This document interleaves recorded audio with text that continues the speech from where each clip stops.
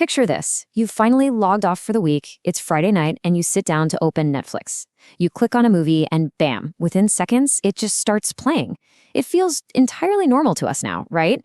But if you're a business leader or an operations manager, that simple, seamless experience of clicking play shouldn't just be viewed as, entertainment. It's actually a complete masterclass in operational efficiency. So, Section 1, the illusion of instant. Behind the play button. Millions. Now, what we experience as users is a really carefully crafted illusion. We see seamless, instant loading, but we don't see the immense potential for absolute operational disaster lingering just behind the scenes. There's no visible confusion, no digital stampede, no chaos. But at the exact same moment you hit play, millions of other people around the world are also clicking play. They're in different countries, using completely different devices, running on vastly different internet speeds. I mean, think about it. If millions of customers walked into a physical storefront at the exact same second, demanding immediate, personalized service, it would completely break the business, right? Yet, somehow, this system handles all of it almost perfectly. How? Well, that brings us to Section 2, the threats of concurrency, when demand spikes. You see, systems face a very specific problem that we humans rarely notice until it causes a massive breakdown, and that is concurrent demand. Basically, too many entities demanding limited resources at the exact same time. Think about a food delivery app like Swiggy during the peak dinner rush. Thousands of orders are hitting their servers simultaneously. If the app just randomly mixed everything up, processing requests as this huge chaotic jumble, your dinner order might arrive tomorrow, or someone else entirely might get your food. It'd be an absolute disaster for customer trust and operational stability. So to survive, systems literally have to manufacture order. They force requests to line up sequentially to guarantee a reliable outcome. Section 3, the standard queue, creating order from chaos.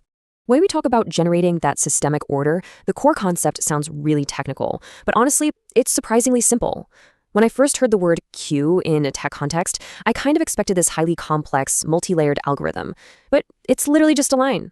Step 1, the first person comes in. Step 2, they stand in line. Step 3, the first person goes out. First in, first out. It's the exact same logic as waiting at a chai stall, standing in line to buy movie tickets, or waiting your turn to be seen at the hospital. It is the absolute most fundamental way to process demand. And the wild part is, this tiny, simple idea is quietly powering huge chunks of our digital world. Even your smartphone is executing this operational logic constantly.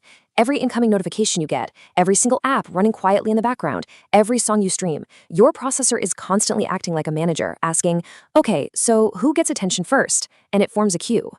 Which leads us to Section 4, the priority queue pivot, breaking the rules for efficiency.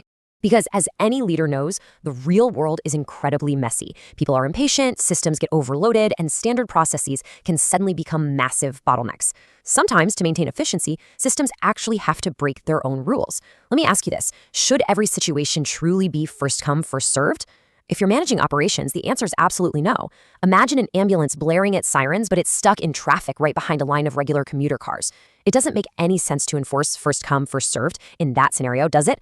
The cost of waiting is drastically different for the ambulance than it is for the person commuting home. Standard first in, first out queues fail spectacularly when you introduce complex pressure and different levels of urgency. So to solve this, technical systems utilize what's called a priority queue.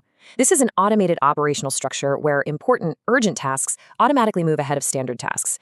It's essentially an automated decision-making engine. It allows the system to stay calm, evaluate the actual weight of a request, and execute triage efficiently under immense pressure, rather than just blindly processing whatever happened to arrive a millisecond earlier. Section 5, driving operational efficiency. High-stakes resource allocation.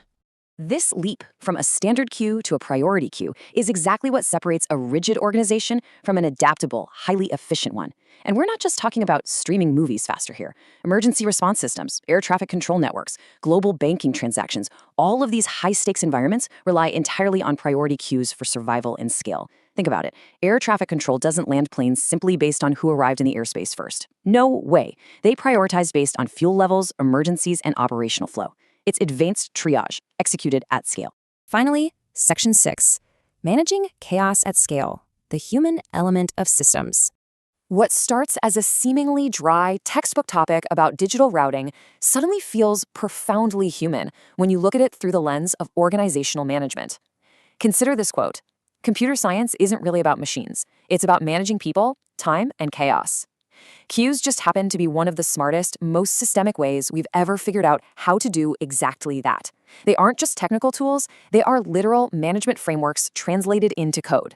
So, the next time you open up Netflix on a Friday night and that next episode instantly loads without a single hitch, remember this. Behind that tiny loading screen isn't magic, it's an invisible line of requests, quietly waiting their turn, managed by a system perfectly designed to handle the chaos of millions. I want to leave you with this final thought to consider for your own teams and businesses.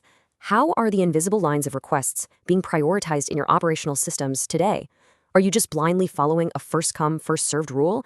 Or have you built a priority queue to ensure your most critical tasks are actually cutting through the noise? Thanks for joining me for this explainer. Keep analyzing those systems, and we'll catch you next time.